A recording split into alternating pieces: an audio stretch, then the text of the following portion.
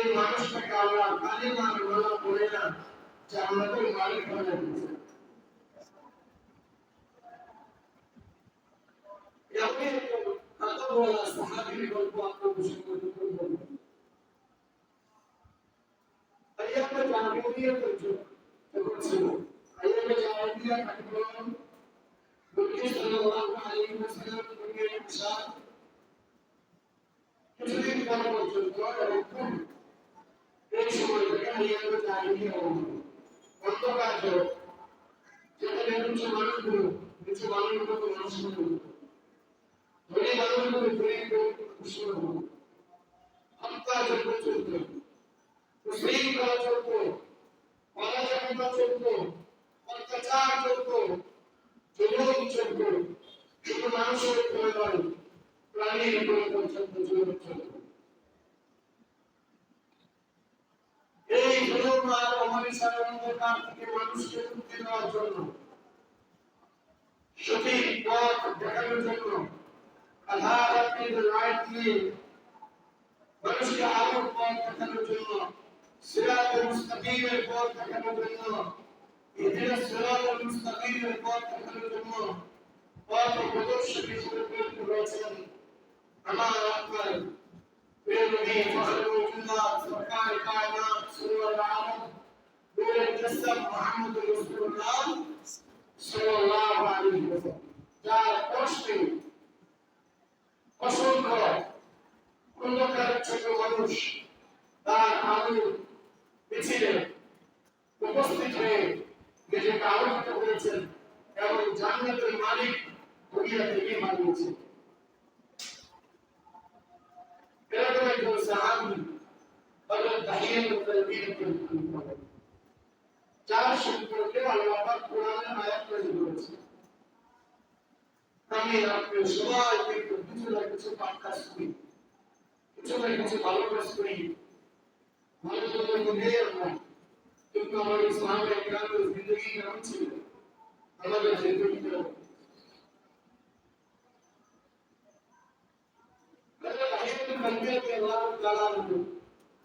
নবী আকরাম সাল্লাল্লাহু আলাইহি ওয়াসাল্লামের দরবারে আসলেন। তাকে কালদি রিয়াজে কালদিয়ার শুরু অন্ধকার যুগে যখন আমি নবীর উত্তর সেইবারা নবীর বিরুদ্ধাচার করেছেন, নবীর বিরুদ্ধাচার হয়েছিল, ওই সময়ে রিয়াজে কালদিয়ার জন্য নিবাসী সে প্রচুর পরিমাণে মানুষ হত্যা করত। বিশেষ করে ওই সময় একটা নিয়ম ছিল, নিজের মেয়েকে জান্ত করতে না, মেয়ে হওয়াটাকে খারাপ করে করতে। আপনারা যারা উপস্থিত আছেন, দিন থেকে সাক্ষী দিয়ে কথা বলবো, কারণ যদি একাদম 5টা মেয়ে হয়ে যায়, একটাও ছেলে না হয়, ওই ব্যক্তি মেয়েদের প্রতি ঘৃণা করে না হয়, সবাই বেঁচে আছে। একটা বিচার করে একটা সিনেমা করলাম, ভবিষ্যতে রাখতে পারলাম না, ধ্বংস করবে। এই প্রবণতা আজকে সমাজ আসতে নাই। মেয়েকে বোঝানোর জন্য আমি বাবা মেয়েদের হয়, প্রশিক্ষিত হয়, প্রশিক্ষিত হয়, জাগরিত হয়, জানা করতে হয়। ছেলেকে কোটি কোটি টাকা দিয়ে খরচ করে পড়াশোনা করা অসুবিধা, মেয়েটাকে দিন শিক্ষা মানুষের মধ্যে মানুষকে জামায় হাতে তুলে দিল, আল্লাহ পাক নির্দেশ করেছেন তাকে একটা জান্নাত দেবেন। কোরআন হাদিসের মধ্যে বলবেন একটা ছেলেকে দিন শিখায়া দেশ করে করা দিলে তাকে একটা জান্নাত দেওয়া হবে, এরকম কোরআন আছে। হাদিস আছে এরকম, যেই বাবা একটা মেয়ে হলো আর ওই মেয়েটাকে দিন শিখায় দিন তার জামায় হাতে তুলে দিতে পারবো, সে যাই কিছু করতে গেল এই বাবা একটা জান্নাতের সার্টিফিকেট পাবে। সাহাবায়ে কেরাম বললেন, ইয়া রাসূলুল্লাহ, জান্নাতের বাচ্চা হবে? আল্লাহর নবী বলেন, ওসামা ইবনে জান্নাতের রশিদান জান্নাতের মালিক, যার তিনটা নিয়মে ঠিক করে গেছে, দিন শিখায় দিন তার জামায় হাতে উঠায় দিতে পারে, এইটুকু জিম্মাদারি যদি পালন করতে পারে, এরপর যদি উত্তম করে বাচ্চা হয়ে যায়, ওই লোকটাকে নির্বাচন করে দিবে ওই লোকটা যদি আটটা কোন সন্তান করতে দেয় আর তাকে যদি মুশকিল নির্বাচন দিতে পারে আর কিছু বললেন না আটটা মানুষ হয়ে যাবে কিন্তু আমরা দেখে দেখে মানে আফসোস করি যখন মেয়েগুলো কত সময় আসবে ওই ঘরে ঘরে ঘুরে আসে তখন তাহলে তোমার ঘরে আমি কি করবো তাহলে কিন্তু ভরপুর করে যাবে ওই সন্তানের মধ্যে অভাব সন্তান যখন আসবে আল্লাহ কিন্তু করবে তুমি বাস্তব না দেখছি প্রথম সন্তান যখন হয়েছে আল্লাহ ভরপুর দিয়েছে দ্বিতীয় সন্তান হয়েছে আরো ভরপুর দিয়েছে কারণ পৃথিবীর মালিকের মালিক 50,000 বছর পূর্বে মানুষের করছে আল্লাহ তার মূল আল্লাহ মানুষের বেশি তৈরি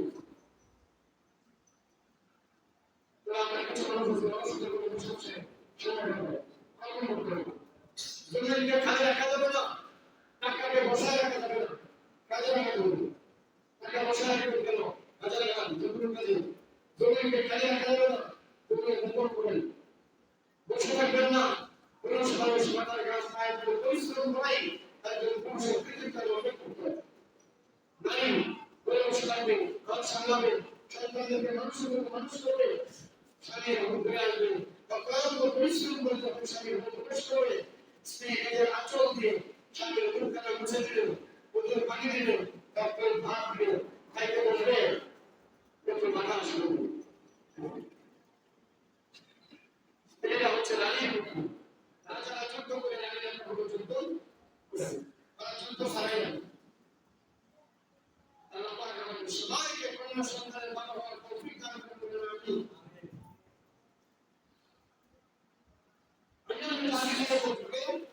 যার কন্যা সন্তান হইত তার মানে হচ্ছে তার কপাল হয়ে গেছে বদনসিব হয়ে গেছে এরকম একটা সিস্টেম ছিল وأيام العربية التجارية وشو مكة يقول رفض آية النبي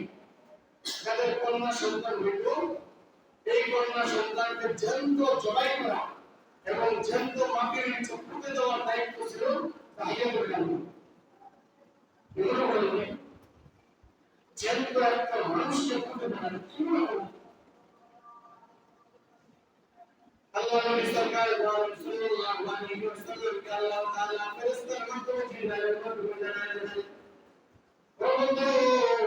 পয়গম্বর রাসূলুল্লাহ দিয়া গেল সন্তান গুলো কামকে আপনার কোথায় আসবে আপনারা সম্মান করে তার সাথে কথা বলেন আল্লাহ নবী কোন থেকে খুশি হয়ে গিয়েছে এ দাহিয়াতুল নবীরা তোমার আপনাদের সম্মান দাহিয়াতুল নবী যদি ইসলাম গ্রহণ করে তখন ভিতরে আমরা প্রকাশ্যে আমাদের করতে পারবো প্রকাশ্যে দিয়ে দাওয়াত দিতে পারবো সে দুনিয়া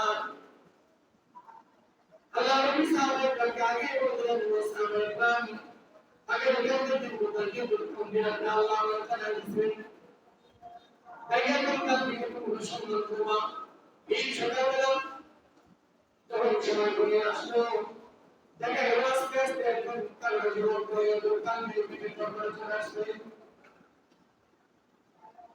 কেন আল্লাহ পাক দাহিয়াতুল নবী খবর করলো রাসূলের কাছে পৌঁছে দিলেন কারণ দাহিয়াতুল নবীর ভিতরে সব ছিল ভদ্রতা ছিল ছিল কিন্তু ভদ্রতা ছিল আর আমাদের ছিল কিন্তু ভদ্রতা ছিল ওদের কান্তরে কান্ত যুদ্ধ হচ্ছে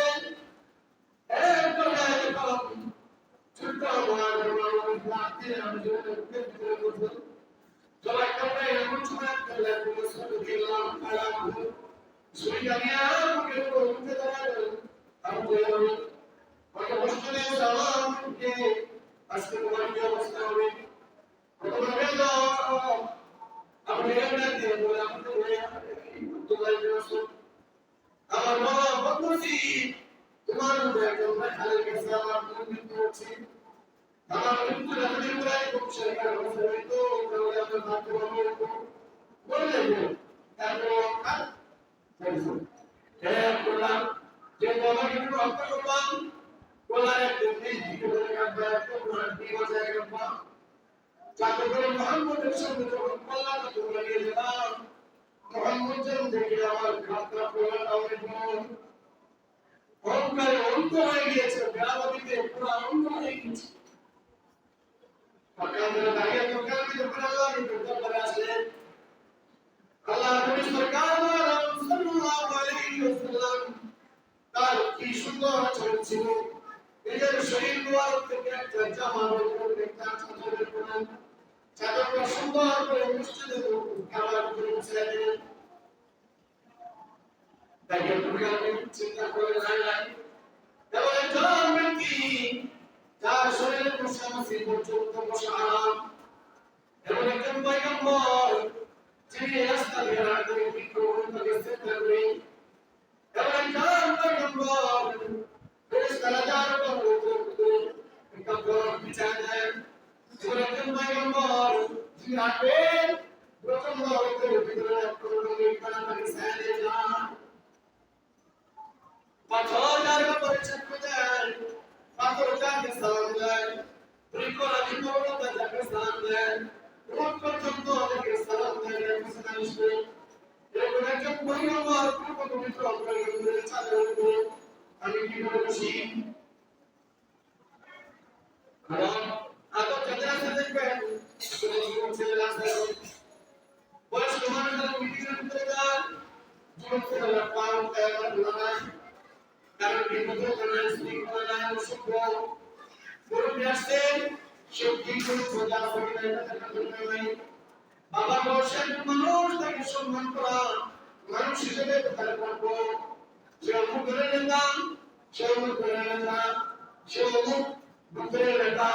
সে অমুক জায়গার নেতা সে অমুক মালিক এই জন্য বয়স্ক বাবা দাঁড়িয়ে আছে শুধু বুঝতে না চেয়ারে বসে পারা আছে না সমগ্রতা অসভ্যতা কুশৃঙ্খলা এদের ঠিকানা পাবো না আর তুমি সম্পদে থাকতো দাঁড়িয়ে দেখো ওই মুরব্বী বাবা একসময় বক্তব্য করে বিচার করতে আসতো তুমি মুসলিম হয়ে যেত সম্মান হয়ে যেত তাই একজন গান্ধী ইচ্ছা করলে ইচ্ছা করলে বসতে পারতেন তাই একজন গান্ধী কিন্তু হয়ে গেছেন আচরণ বিনাশ করতে হয়ে গিয়েছেন নাই এবং একজন দামি ব্যক্তির চাদরের উপর আমি দাঁড়িয়ে দোকানের মধ্যে পাখি কি করে বসি তাই দোকানের চাদরটা আমি হাত আর উঠে মুখের ভিতরে নিয়ে চলে দিয়েছে মাথায় রেখে বলতেছে ওয়ালাম আমি অনেক গান করেছি অনেক পদার্থ করেছি অনেক কাজ করেছি আল্লাহ পয়গম্বর মাফ করবেন আপনার মধ্যে দামি পবিত্র ব্যক্তি গায়ে যখন চাদরের উপরে দাঁড়িয়ে তার বসতে পারবো না আল্লাহ পাক কাটে বলো বন্ধু এই ভদ্রতার কারণে আমি তাকে দূর করবি একজন প্রকাশ্য হত্যাকারী হওয়ার সত্ত্বেও তাকে ইমান নামের পক্ষে দুনিয়াতে জান্নাতের সার্টিফিকেট দিয়ে দিলাম সভ্যতা এক বিরাট জিনিস সভ্যতা এক বিরাট জিনিস সভ্যতা মৃত্যুবরণ করছে এখন সভ্যতা একদম গড়বড়া অবস্থায় মরে যাচ্ছে ভাবছি বলুন না কি বলুন মুরব্বীদেরকে সম্মান করতে চায় না আলেমদেরকে শ্রদ্ধা করতে চায় না তাবলীগের লোকদেরকে শ্রদ্ধা করতে চায় না পাকা চোখে দেখুন সম্মানজনক আচরণ তাদের সাথে গ্রহণ করে না বয়সে যারা একদিন বড় সেও আমার কাছে মর্যাদা অধিক বয়সে আমার চাইতে একদিনের বড় শিক্ষার দিক দিয়ে আমার চাইতে বড় জ্ঞানের দিক দিয়ে আমার চাইতে বড় অবশ্যই সে আমার কাছ থেকে সম্মানের অধিকারী কিন্তু সম্মান শ্রদ্ধা আছে না চলে গেছে বলেন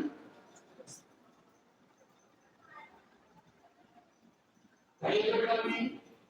আর বলেন ইয়া রাসূলুল্লাহ ইয়া হাবিবাল্লাহ এটা আকবরে দিন আমাদের কালিমা বলেন সুবহানাল্লাহ তুমি আদা আতে কবুল করো লা ইলাহা لا إله إلا الله محمد رسول الله لا إله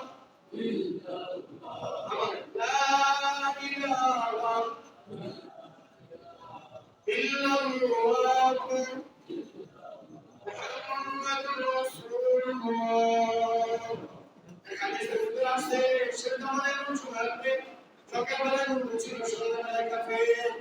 সন্ধ্যাবেলায় মুমিন ছিল কিন্তু সকালবেলায় কাফের। আসলে নাই যে দল পরিপূর্ণ পরিষ্কার করতে দিতে পারে শরীয়ত আইনের সাথে আমার কোনো সম্পর্ক নাই, আমাদের পরিবার কোনো সম্পর্ক নাই, এই দলের সাথে যারা থাকবে, এই দলকে যারা সাপোর্ট করবে, এই আকীদা যারা গ্রহণ করবে, তারা মুমিন থাকতে পারবে না। এমন কোন কমিটি যদি কোন মুসলিমের ইমামকে এরকম শরিয়া শর্ত দেয়, শরীয়তের আইনের সাথে আমাদের কোনো সম্পর্ক নাই, এই কমিটিতে চাকরি দেওয়াও ইমামের জন্য সম্পূর্ণ হারাম। এই কমিটিতে যারা থাকবে তারাও এই কাফের আওতায় থাকবে, এই দলের ভিতরে যারা থাকবে তারা এই কাফের আওতায় থাকবে। মুসলমান তুমি, অথচ তুমি কালিমায় বিশ্বাস করো না, শরীয়তে বিশ্বাস করো না, কোরআনকে বিশ্বাস করো না, ইসলামকে বিশ্বাস করো না, ইসলামী সকল গ্রন্থকে বিশ্বাস করো না, তুমি এখনো মুমিন হইতে পারো না। তুমি কালিমার মুমিন হতে পেরেছো, ইসলামিক বর্ণহীন চিন্তা চেতনা শরীর সব কিছু দিক থেকে তুমি পূর্ণাঙ্গ মুমিন হতে পারো না। আল্লাহ তাআলা ছেলেদের মধ্যে বলেন বিসমিল্লাহ, ইসলামের ভিতরে তুমি পরিপূর্ণ প্রকাশ করো। আল ইসলামু ওয়াতান হাদাল মুতান, ইসলাম হচ্ছে এমন একটা ধর্ম যার মধ্যে থেকে পাপ পর্যন্ত পুরা নাই, বলে দিতে হবে। নামাজের বেলায় তুমি মুমিন, ভোটের বেলায় তুমি কাফের। বুঝলেন? নামাজের বেলায় তুমি মুমিন, ভোটের বেলায় তুমি কাফের। আশ্চর্য! এই ঘটনা করে শোনাই। তোমার পরিবারের একজন রাজনৈতিক ব্যক্তি বলতেছে পারো, জানো বাজান, একজন হাফেজে কোরআন তার বেতন থাকার কারণে সে আমার সাথে শেয়ার করে বলেন, সে একজন দলীয় কর্মকর্তা, যে দলের একটা প্রভাব আছে,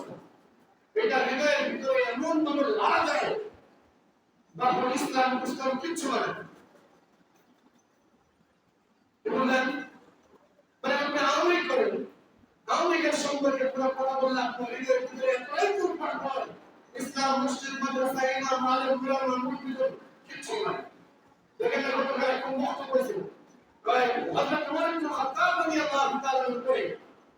এই পৃথিবীতে সবচেয়ে ওমরের পরে সবচেয়ে সুন্দর রাষ্ট্রপতি হচ্ছে শহীদ প্রেসিডেন্ট জিয়াউর রহমান। চিন্তা করেন, আর আমরা এতটাই ভীত সন্ত্রস্ত হয়ে গেছি, ক্ষমতা না আসলেই তাদের নাম পর্যন্ত নিতে ইমামের চাকরি করে যাচ্ছে, ইমামের অবস্থা খারাপ হয়ে যাচ্ছে, আতঙ্কের বিরুদ্ধে হচ্ছে, চেহারা ছিল রাস্তা করা হচ্ছে। কে পারে? আরেকজন বলতেছে ওর করে নাম নিতে হবে, অমুকের নাম নিলে ওর করে নিতে হবে, তাহাজ্জুদ করে নাম নিতে হবে। সাবেক বলেছিল একজন সচেতন সদস্য শামীম ওসমান, দৈনিক আমরা ৭০-৮০ টাকা তাহাজ্জুদ করি, আমার নেত্রী দৈনিক সকালবেলা প্রথমে নামাজ আদায় করেন এবং নামাজ পড়েন। যে যেরকম আসে ওই রকম অবস্থার কাছে থাকবো। ভাই সক্রিয়ভাবে লাইভ চলতেছে, আমি কোন রাজনৈতিক দলের কর্মীরা এখন পর্যন্ত কোন রাজনৈতিক দলের কর্মীরা তবে কোন দল যদি বলে যে আমরা শরিয়া আইনে বিশ্বাস করি না, শরিয়া আইনের সাথে আমাদের কোনো সম্পর্ক নাই, সে কাফের হতে পারে, অসুবিধা নেই, কিন্তু সে যদি মুসলিম হয় এই কথা বলার পরে সে আর মুসলমান থাকতে পারে না। এই দলকে যারা সাপোর্ট করবে তারাও তৎক্ষণিক মুসলমান থাকতে পারে না। এই মসজিদের ভিতরে যখন ঢুকেছেন, আল্লাহ রহমতের ভিতরে আপনি যখন ঢুকেছেন, আপনি যেই হন, কাফের হন, মুশরিক হন, ইহুদি হন, খ্রিস্টান হন, বৌদ্ধ হন, নাসারা হন, মসজিদের ভিতরে প্রবেশ করেছেন, আল্লাহ আপনাকে আমানতের সাথে, বিশ্বস্ততার সাথে আপনাকে মুতমাইন করবে, প্রশান্ত করবে। ঠিক ওইরকম যদি যাত্রার প্যান্ডেলের ভিতরে ঢুকে, চাহে সে মুফতি হোক, চাহে সে আলেম হোক, চাহে সে সাধারণ মানুষ হোক, তাকে খাজানার ভিতরে সে ঢুকছেন। ওরা মুমিন যেহেতু কালিমা পড়বে, কালিমা পড়ার সঙ্গে সঙ্গে তার জন্য জান্নাত প্রদান করবে। আর এই মুমিন যখন বলবে, ওই সন্তান যদি বলে এটা আমার আব্বা, ঠিক আছে, কিন্তু আমি কি এই আব্বার ওর সাথে মিশে এবং আব্বার ওর সাথে বলেন আমি আমার মা বাবার সম্পর্কে বলে আমার আব্বা আম্মা খুব ভালো, কিন্তু আমি কি আসলে এই আব্বা আম্মার সন্তান নাকি নাকি বুঝতে পারি আমার সম্পর্কে আব্বা আম্মা ভালো জন্মের ভিতরে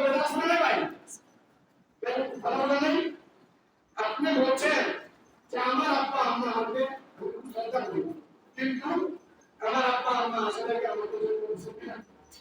তার সুন্দর এটাকে প্রকৃত মানবতা আশীর্বাদ করা হবে ধন্যবাদ হবে ধন্যবাদ হবে ভাই কোন ইসলাম ধর্মে দীক্ষিত কোন মুসলিম তখন এই কথা বলতে পারে না যে ইসলামী শরিয়ার সাথে আমার কোনো সম্পর্ক নেই ওই ব্যক্তির সাথে যারা সম্পর্ক রাখবে ওই দলের সাথে যারা সম্পর্ক রাখবে যতক্ষণ পর্যন্ত তওবা করবে ততক্ষণ পর্যন্ত তারা মুত্তাকিন থাকবে এটা একটা আলেমের কথা বললাম হাফেজ কোরআন আমাকে বলছে দলের কথা বললে বাবা উষ্ঠজার কিছু থাকে না চাই কিছু বলো মসজিদ মাদ্রাসা ইসলাম সব কিছু বলো আমার নেতৃত্ব করে তুমি কোনো কথা বলো না এটা মুমিন না এখন আমার কাছে ডাকতে হবে আমি আওয়ামী লীগ করতে পারি আমি বিএনপি করতে পারি আমি জামাত করতে পারি আমি জমিয়ত করতে পারি আমি খেলাফত করতে পারি আমি ইসলামী আন্দোলন করতে পারি কিন্তু সব কিছু মধ্যে আমার কি সেটা বলেন সব কিছুর মধ্যে কি ইসলাম সব কিছুর মধ্যে কি বলেন নাই সব কিছুর মধ্যে কি ইসলাম আছে আমি আছি ইসলাম নয় আমি আমি করো বিএনপি করো জামাত করো যা কিছু করো ইসলামের সাথে একটু যদি কন্ট্রাডিকশন থাকে তোমার সাথে কোনো আপোষ নাই হক্কানি উলামা ইকরামরা জামাত ইসলামের সাথে বিরাট একটা দূরত্ব আছে যেটা আপনারা জানেন না কওমি আলেমদের সাথে জামাত ইসলামের বিরাট একটা দূরত্ব আছে যেটা আওয়ামী লীগের সাথে কেন কারণ ইসলামের দিক থেকে তাদের প্রচারটা আকীদার সমস্যা আছে যতক্ষণ পর্যন্ত আকীদা ঠিক না করবে ততক্ষণ পর্যন্ত তাদের সাথে পূর্ণভাবে কোনো আলেম সাক্ষাৎ করবে কারণ তোমার ভোট আগে না ইসলাম আগে যেটা বলেন ভোট আগে না ইসলাম আগে ধর্ম আগে নাকি দল আগে কোরআন আগে নাকি দল আগে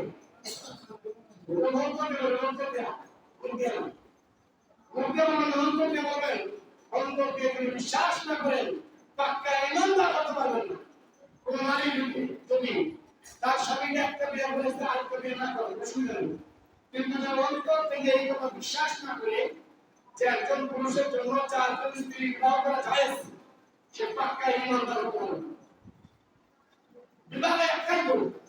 স্বামী আর স্ত্রী মিলেই থাকুন আরেকটা বিয়ে না করতে দিন কিন্তু বিশ্বাস করতে হবে যে আল্লাহ একজন পুরুষের চারটা স্ত্রী একসাথে রাখার অধিকার দিয়েছেন একজন পুরুষ চাইলে রাখতে পারেন এই কথা বিশ্বাস করা প্রত্যেকটা মুমিন নারীর জন্য খরচ জরুরি আপনার বুঝলেন দেখবেন যে ধর্ম চাই সে ধর্ম কিন্তু মনে রাখবেন প্রকৃতি থেকে আপনার ইমানটা আপনি হারাই দল করতাম তাহলে আপনার তো দেখেন দাইয়াতুল কাবি রাদিয়াল্লাহু তাআলা আল্লাহ নবী দরবার ছিল কালিমা পড়াইছে মন্ত্রী দাইয়াতুল কাবি মসজিদে ভিতরে আলমা করে কাঁদতেছে আল্লাহ করে কাঁদতেছে আর কান্নার আওয়াজে আশেপাশের মানুষ তো বড় গিয়েছে দুজন পাঁচশো এখানে জমা গিয়েছে সবাই বলতেছে কি বাবা দাইয়াতুল কাবি তো কখনো কাঁদে না এটা একটা মুসলিম মানুষ কত মায়ের সন্তানকে নির্ধারিত দাপন করেছে জীবন অবস্থায় এই মৃত অবস্থায় যদি কাউকে দাপন করে তাই পরিবার করে লাগে দুই দিন তেমন কষ্ট লাগে যারা যায় না কিন্তু এই দুদিন যাবত ধর্মকে দাপন করে একবার খাবার পর্যন্ত খাওয়া যায় না মনে কষ্ট লাগে আর নিজের মানুষ ভিতরে চলে যায় বলে একটা অবস্থায় বললাম করে জানি আমার রাষ্ট্র গেছে জানি আমার ভিতরে ওরা ওরা বলে কেন ওরা ওরা আমার কথা বুঝেন না বুঝলেন বলতে আল্লাহ বলেন ছাত্র যদি এখানে চুপ করে বসে থাকে পুস্তকের ভেড়া করে বলতে হবে তাই আল্লাহ গাবি রাদিয়াল্লাহু তাআলা চুপ কাজ করতে সম্মানের উপর থেকে শেষ করছেন একটা মিষ্টি মানুষ এটা একটা মিষ্টি মানুষ কেলায় চুপে দাঁড়িয়ে চুপে পানি থাকে না আল্লাহ নবী সাল্লাল্লাহু আলাইহি ওয়াসাল্লাম কে বলেন এটা গিয়া তুমি থেকে এসেছো নিজের হাত পায়ে দিয়ে পূর্ণ করলা তাহলে দেখেন না কেন কি হয়েছে তাই তুমি বীর আল্লাহ তাআলা মুজিব করতে ইয়া রাসূলুল্লাহ ইয়া হাবিবাল্লাহ আমি তো কামিও করেছি তাহলে আমি গুনাহ করেছি এই গুনাহ কি আল্লাহ আমাকে মাফ করে নাকি আল্লাহ বলেন ভাইয়া তুমি কি গুনাহ করেছো কি এমন গুনাহ করেছো যেটা আল্লাহ কারিমা করা করে মাফ করবে না তাই একজন নবী বলেন ইয়া রাসূলুল্লাহ ইয়া জাহিলিয়াতুল কুরআনের কুমিল্লা ছিলাম অসংখ্য সন্তানকে আমি জীবন অবস্থায় তুলে ধরেছি মাটিতে আমার পরিবার কোনদিন লাগে নাই চোখে কোনদিন পানি আসে নাই বেশ কিছুদিন আগে আমার স্ত্রী এবং সন্তান সম্পর্কে এবং ছোট বিদেশালী ব্যবসার উদ্দেশ্যে সিরিয়া গিয়েছিলাম 4 বছর পরে এসেছি যাবার সময় স্ত্রীকে ভারতের সাথে ধান নিয়ে গিয়েছিলাম এই স্ত্রী সন্তান কাছে নিয়ে বলে তাহলে চলো করতে দেবা ছোটবেলায় মনে দেবা আর পুলিশের সন্তান হয় আর পুলিশের সন্তান হয় এই যে মারা সন্তানের সন্তান দিয়ে গেলাম এইগুলো দিয়ে তুমি তাকে লালন পালন করে আসলে না ছেলে হইলে মিষ্টি খাওয়ায় মেয়ে হইলে মন খারাপ হ্যালো মেয়ে হইলে মন খারাপ না মেয়ে হইলে মন খারাপ আল্লাহ নবী সরকার হয়ে গিয়েছেন যা পিতা মেয়ে হয়েছে দিন থেকে দিন শিখায়া দিন না জামাইরা তোমরা দিতে পারো তুমি দুনিয়া থেকে দিন কাজা হতে পারি এমন সন্তান তুমি জন্ম নিও না এই সন্তান পাত্র দিয়ে মানুষকে তায়া করে ফেলে এমন সন্তান তুমি জন্ম দিও না তারা কাপড় খেয়ে ফেলে এমন সন্তান তুমি জন্ম দিও না তারা পানি খেয়ে ফেলে এমন সন্তান তুমি জন্ম দিও না তারা মাটি খেয়ে ফেলে আসলে না ভাই এই পাথর খায় না সাদা পাথর গুলো সব খায় এত সুরের পুষ্টি এক সুরের পুষ্টি যায় আরেক সুরের পুষ্টি ওই বন্ধুরা ছিল সবাই পেয়েছে সবের খনি আমি পেয়েছি চুলের খনি বলছে না ভাই এগুলো জানেন না চুলের খনি থেকে আর কি পাবো পাথর চুরি করে খেয়ে ফেলেন দেশীয় সম্পদ এরা মসজিদ মাদ্রাসা কি মানবে এরা মসজিদ মাদ্রাসা কি মানবে জানেন না এই দেশ যখন বিপ্লব হইল আমরা অনেক আলেম আমার সাথে চলাফেরা শুনি কমিটি রাতারাতি পরিবর্তন আইসা টাকা পরিষদের আসছে গতকাল থেকে সময় করতে প্রায় অনেক উপায় কোন কথা ছিল আছে চুলের খনি আমরা আল্লাহ পাক আমাদেরকে ঈমান দান করেছেন আমিন আয়াতুল কারীম কাছে বলেন রাসূলুল্লাহ ইয়া হাবিবাল্লাহ 5 বছর ধরে এসেছি আমি আচ্ছা যখন দরজায় দাঁড়িয়েছি এমন সময় আমার সন্তান তাদের কাছে 3 বছর 4 বছরের একটা মেয়ে ডাকতে বলছিলাম খেলার মধ্যে সবাই খেলতে যায় বিকেলবেলা সবার বাবা স্কুলে গিয়ে চলে আসে আমার বাবা কোথায় আমার কি বাবা নয় আমার বাবা আমাকে স্কুলে দিয়ে রাখি এমন সময় স্ত্রী বিছানায় কাজ করতেছিলাম তোমার বাবা এসে গেছে কাজের জন্য গিয়েছে তোমার বাবা আসতে তোমাকে ছুটে দিলে বলে নিবে আবার করবে আপনার করবে এমন সময় আওয়াজ করেছে তাই একটু কান্দি স্ত্রীরে তুই আমার কথা খেয়াল করেছ আমি বলেছিলাম যদি ছেড়ে হও তাহলে তুমি তাকে লালন পালন করবা তোমার সন্তান যদি হয় তাহলে তুমি তাকে হত্যা করে ফেলবা কিন্তু আমার স্ত্রী এই নাপাক জিনিস নিয়ে আমি ঘরে প্রবেশ করতে পারবো না এই যে ব্যাগটা কম তোমার আমাকে দাও স্ত্রী তোমার হাতে করে দিয়েছে চলো আচ্ছা আমি কিছু করার নাই আসলে নাই এরকম স্বামী নাই আমাদের ভিতরে আসতে না স্ত্রী কথা বলতে পারে না তেল চাইবো আপনার কাছে কাপড় চাইবো ডোরের চুলে কিছু করতে পারে না আসলে নাই এমন জন আচ্ছা আমি পরিহার করবো না মানসিকতা এই সমস্ত মানসিকতা পরিহার করো এই পৃথিবীতে যা কিছু বলি আছে প্রত্যেকটার বলি আছে না প্রত্যেকটার নাই নারী যারা এই সমাজ কখনো পূর্ণাঙ্গ অর্জন করতে পারে না নারীর মর্যাদা পুরুষের চাইতে 3 গুণ বেশি রাসূল বলেছেন ইসলাম বলেছে রাসূলুল্লাহ খেদমত করো কার তোমার মায়ের খেদমত করো কার তোমার মায়ের খেদমত করো কার তোমার মায়ের ইয়া রাসূলুল্লাহ তারপরে কার কেন আপনি মাকে সম্মান দেন না কেন মর্যাদা দেন না আপনার স্ত্রীকে তোমার সঙ্গে ব্যবহার করেন অথচ সম্মানের সঙ্গে সম্মান করেন এটা ঠিক না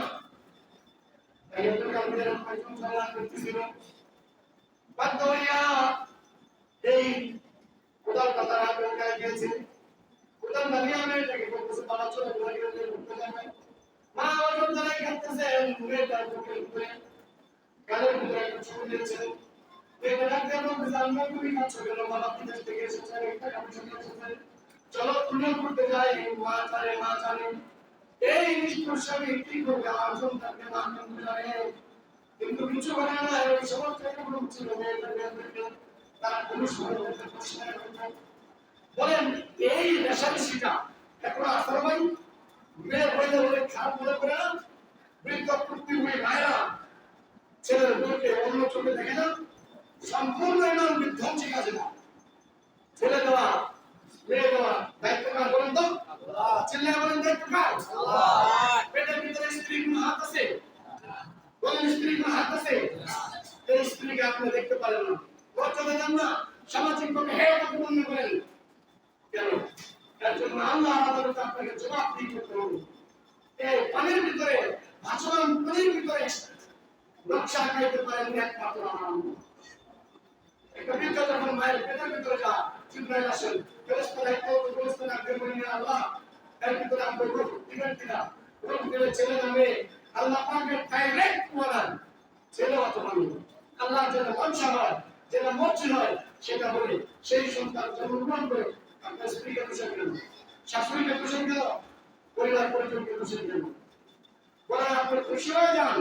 আল্লাহ খুশি চোখে আপনাকে ছেড়ে দেবেন। তাই সন্তান থেকে নিয়ে আমি চলে গিয়েছি, শুরু করেছি, আমি করতেছি বারবার আমার ভিতরে মাটি লেগে যায়, শরীরের ভিতরে মাটি লেগে যায়, পরিশ্রম করে গিয়েছ, আসো না তুমি আমার কাছে আসো, আমার জামাটা দিয়ে তোমার বুকটা মুছে দেই। মনে হচ্ছে না কথা সত্য মিথ্যা হয়ে আছে কাকা, কাকার মেয়ে আসবেন, মেয়ে আছে কার? আল্লাহ আপনাদের সবাইকে কন্যা সন্তানের উচিত জান্নাত দান করবেন আমিন। প্রত্যেককে কন্যা সন্তান দান করবেন আমিন। যার বছরের মেয়ে তারা পূজা করে না, ছেলে দেয় না, মুছে দেয় না, দেখি দেয় না ভাই। 1 বছর 1.5 বছরের মেয়ে বাবা জোরে ধরে বাবা ছাড়া কিছু করে না। তাই আমি ডাকতে বলে বাবা তোমাকে একটু মুছে দিয়ে আসো, রক্ত খরচ করা হয়ে গেছে, লম্বা কারণে তাই একটু কালকে আসতে করে এখানে এখানে ফেলে দিয়েছে। ফেলে দেওয়ার সঙ্গে সঙ্গে মেয়েটা বুঝতে পেরেছে বাবা বুঝে আমাকে মেরে ফেলবে। ডাকতে বলে বাবা, বাবা কি অপরাধ করেছি আমি? ও বাবা আমি জানি মেয়েদের কাছ থেকে শুনেছি তোমাদের সমাজে মেয়ে বাবা এই খাবার মালিকের গোসল করে বললাম ও বাবা সন্তান হিসেবে তোমার কাছে কোনোদিন আমি পরিচয় গ্রহণ করবো না, তোমার কাছে কোনোদিন আমি কোনো পাত্র অর্জন আমি যাবো না। এবং কার করছে যেদিকে আমার চোখটা এদিকে চলে যাবো বাবা। বাবা গো আমি একদম একদম লড়াইয়ের একটা ছোট্ট বাচ্চা মানুষ, কেন তুমি আমাকে অস্ত্র করছো? কিন্তু তাকে কালের ভিতরে আওয়াজ কোনো প্রবেশ করে না। আস্তে আস্তে কোথা দিয়ে আমার সন্তানটাকে টুকা শুরু করে দিয়েছে। মেয়েটার মুখের ভিতরে যখন মাটি যাচ্ছে, কানের ভিতরে মাটি যাচ্ছে, মেয়েটা শুধু ডাক দিয়ে বলে বাবা এত নিষ্ঠুর কেন বাবা? তুমি আমি ভেবেছিলাম তুমি আমার সাথে অভিমান করেছো বাবা, তুমি এত নিষ্ঠুর, আমার মুখে বলা নিয়ে তুমি রক্ষা করছো। রাসূলুল্লাহ কোনো কথা আমি শুনি নাই, মাটি দিয়ে একদম মুখে ধরে চলে আসছি, বলে ভিতরে এসে তখন বেশ খাবার নিয়ে বসেছি, ভাতটা মুখে দিব কেমন সময় আমার কানের ভিতরে আওয়াজ হচ্ছে বাবা তুমি এত নিষ্ঠুর, কি করে তুমি মুখের ভিতরে খাবার দাও? ও বাবা আমি একজন সব শিশু, কি অপরাধ করেছিলাম আমি? তুমি আমাকে কেন হত্যা করলে? ইয়া রাসূলুল্লাহ আমি খাইতে পারি না, ঘুমাইতে যাই, ঘুম যখন এসে আসে তখন তুমি একটা চিৎকার করে ডাকবে বাবা কি অন্যায় করেছি, কি অপরাধ করেছিলাম আমি? জীবন্ত অবস্থায় আমি একজন ছোট্ট শিশুকে তুমি হত্যা করেছ। ও বাবা তোমার ঘুম কি করে আসে? ইয়া রাসূলুল্লাহ গোসল করতে যাই, পানির আওয়াজ করে প্রবেশ করে ডাকতে নেই গো বাবা তুমি একজন নিষ্ঠুর বাবা, আমাকে মাটির ভিতরে পুঁতে তুমি গোসল করতেছো বাবা। ইয়া রাসূলুল্লাহ তখন কথা হয়ে গিয়েছে, আমি একবার তোমাদের হাতের কাছে, একবার তোমাদের মানাতের কাছে, একবার তোমাদের উস্তাদ কাছে, একবার তোমাদের হুজুরের কাছে, কিন্তু না না কারো কাছে আমি শান্তি পাই না, কারো কাছে শান্তি পাই না। একবার যে কোনো কুল কিনারা খুঁজে না পেয়ে আমার মনে করেছে মুহাম্মদের ধর্ম এমন একটা ধর্ম, যে ধর্মের কারিগর ধর্মের পিছনে জিন্দগি গুলো আল্লাহ মাফ করে দেন। না পায়া সব করে শেষ করে আপনার দরবারে আসতে কালিমা পড়ছি ইয়া রাসূলুল্লাহ এবার আপনি বলেন আল্লাহ আমার জিন্দেগিতে নামাজ পড়বেন কিনা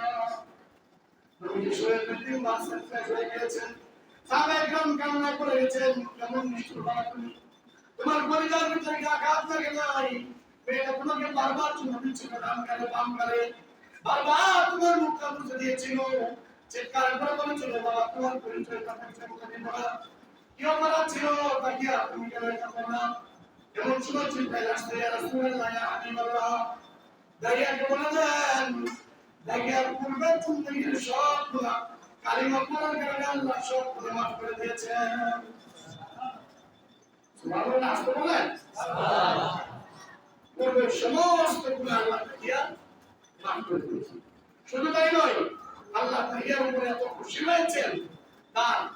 এই বেদনা আল্লাহর কাছে এতটাই লেগেছে জিবরাইলকে বলছেন আজকে থেকে যতদিন আমার পয়গম্বরের কাছে যাবা তাহিয়াতুল কালমের সূরত পড়া আমার নবীর কাছে তুমি এজন্য আদব থাকবে আখলাক ভালো থাকবে আল্লাহ কোনো না কোনো ভাবে আপনাকে সকল কাজ করে দিবেন পাক্কা ইমানদারের খাতে আপনার নাম উঠবে আল্লাহ আমাদেরকে আদবওয়ালা আখলাকওয়ালা পরহেজগার মানুষ হওয়ার তৌফিক দান করেন সকলেই বলি আমিন ওয়া আখিরু দাওয়ানা